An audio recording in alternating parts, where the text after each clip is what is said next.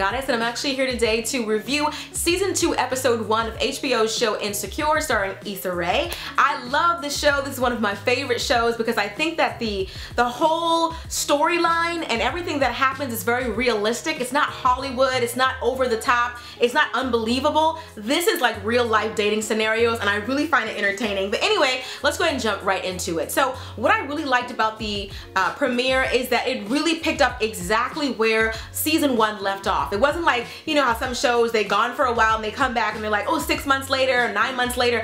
I hate when you have to like work backwards. They literally picked up from like the night or two or a couple of weeks after Lawrence moved out of the apartment that he shared with Issa. And so it kind of picks up where they're having dinner, Lawrence and Issa, and he's talking and he's being very understanding and saying, you know, I really understand why you did what you did and I forgive you and all that. As soon as I saw all the sympathy oozing out of his pores, I knew it was a dream sequence. I was like, this can't be real. He is way too forgiving. It's like, it's too good to be true. There is no way. I really feel like their relationship is gonna be like Ross and Rachel from Friends. It's gonna take season after season for them to finally get back together. I think that's how it's gonna play out. I don't think it's gonna be that quick. If they ever do get back together, they're gonna string it out so that we can really root for them when they do. So it snaps off of that and goes right into Issa going on date after date after date, answering the same series of questions. Where you from? What do you do? Do you like it? What's your name? What's your favorite? All the regular boring stuff that people ask you in that whole getting to know you phase. Can't stand that phase, you know? I like people to really know me.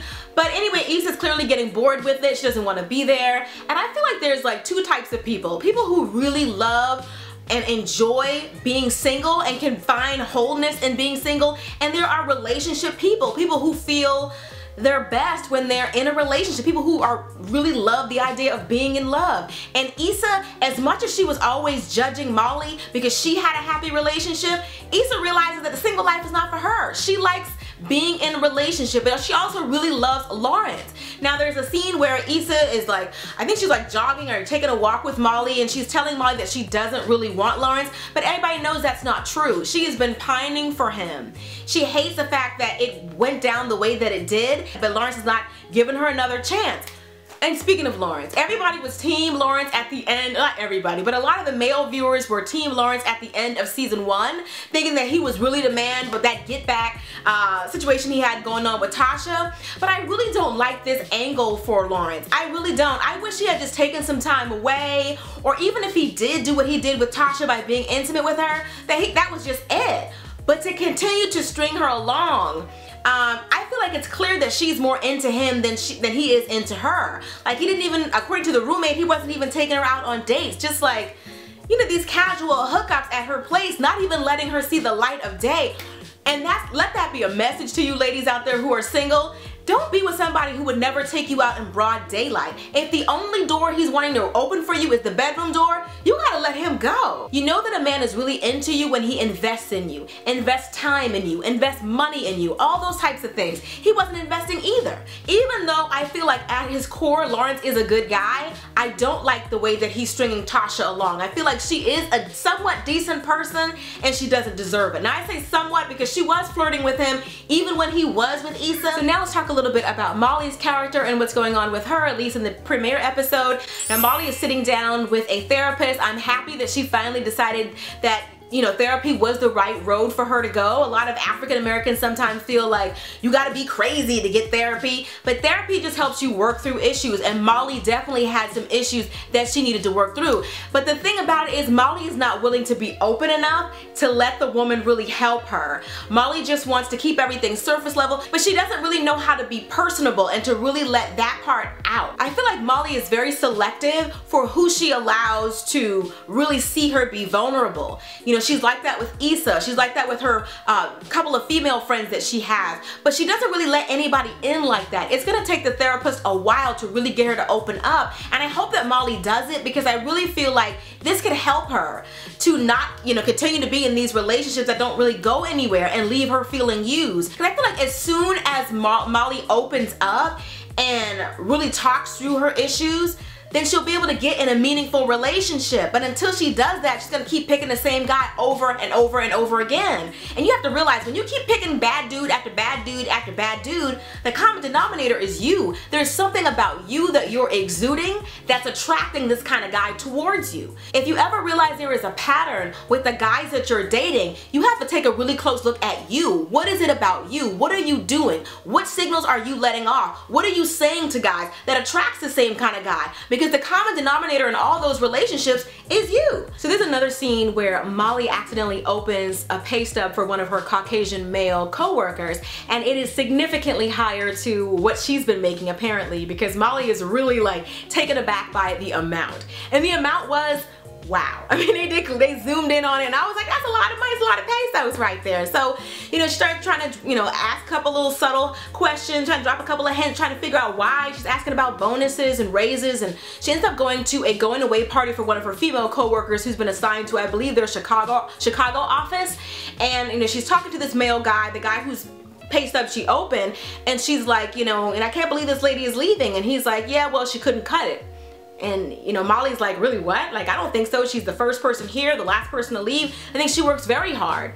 And then, you know, the guy was just really starting to feel, I don't know, the way that it kind of left Molly feeling was like, these men at this particular company don't really respect women. They don't pay you a fair wage. They don't respect how hard you work. You know, as women, and especially as a black woman, you have to work twice as hard to get half as far. You can tell right there, this season they're going to be tackling how unfair the wages are between male and women, and the wage war that goes on between the two sexes, and how, you know, we are often not paid as much as our male counterparts for the exact same job. So I really appreciate them tackling deeper issues. It's not just about, you know, Issa and Lawrence's relationship, but it's talking about things that we really want to hear about. So I really like that they're kind of adding a little bit of depth to the show. So Molly tells Issa that oftentimes men want to come back when you're doing really well for yourself. So Issa really takes that advice to heart, and she plans this party at her apartment where she invites all of her friends and tells them to bring a +1, just sort of have like a little gathering with guys and girls and all that at her apartment, so that when Lawrence comes by to pick up his mail, he can see that she's doing really well. So she has a little party and everything's going great at first, and then it got real ghetto real quick when one of her little gangster homies from downstairs comes upstairs, the one who's always talking about Bouch and all that. So he comes over with a couple of his crip walking friends, and, you know, they're doing all kind of stuff, and it's just, the party got real ratchet. And so eventually there's like a small fire that starts in the kitchen and all that, so Issa has to kick everybody out. But she ends up getting a text message from Lawrence saying that he's not going to be able to make it, and she's crushed. So she talks to Molly about it, and Molly's like, that's really not what I meant exactly, but, you know, Issa really wants to get back with Lawrence. Issa goes on about her day, and then there is a knock at the door, and she peeps through the peephole, and wouldn't you know it, it's Lawrence. The brother didn't call, didn't text, didn't write, just pulled a drive-by at her home. And so she's like, oh my gosh, what I should do? And she's in her underwear and a shirt. I was surprised she really opened the door like that, but she wants her man back, so I get it. So anyway, you know, he comes in and he's like, you know, where's my mail or whatever? And she's like, here it is. And then he's like, I also left some stuff in the bathroom. You hear a little ruckus in the bathroom.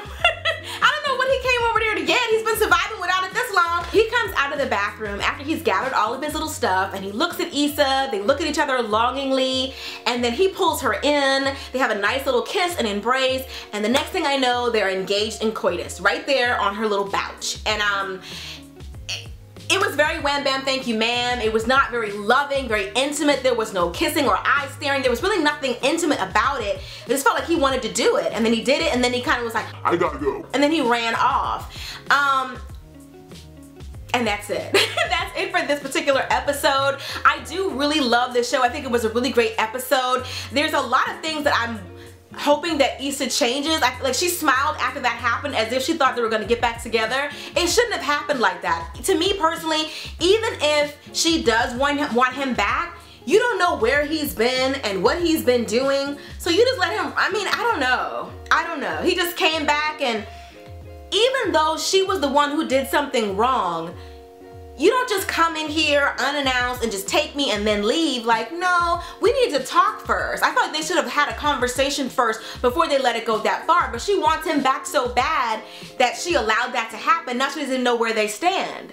So I think there's like a clip from the upcoming few episodes where, you know, she's talking to her friends about how things are going well with her and Lawrence, and they're like, well, what about his girlfriend? And she's like, wait, what? Then she finally finds out about Tasha. Like, I don't think it was right for her to assume that he wasn't gonna get that good back. Like, he wasn't gonna try to be petty and get back at her, or to even ask him, what's been going on with you? Have you been seeing anyone? I don't think that was too much to ask. Even though she did wrong, I don't think it was too much to ask him questions before you let him back into your home and into your bed. I don't. I think that she really moved way too fast with that situation with Lawrence. Regardless of how much you want him back, you still gotta ask some questions. Where do we stand? But before we do this, like, what's going on? I don't think that's crazy. I know she didn't want to kill the mood, but forget the mood if you're gonna do that and leave you high and dry. Like, alright, that's pretty much it. Hope you guys have enjoyed this video. Be sure to thumbs up if you did. If you're brand new to my channel, be sure to hit that little subscribe button. And if you're already a subscriber, be sure to hit that little bell right next to the subscribe button. That's how you'll know whenever I upload a brand new video. And I do my reviews a little bit differently. I don't like to go scene by scene by scene because we all saw the show. I'm here to give you the highlights and sometimes the lowlights of what goes on in the show. So I hope you guys don't mind, and I'll see you guys in the next video. Till next time, later divas and dudes. Deuces, honey.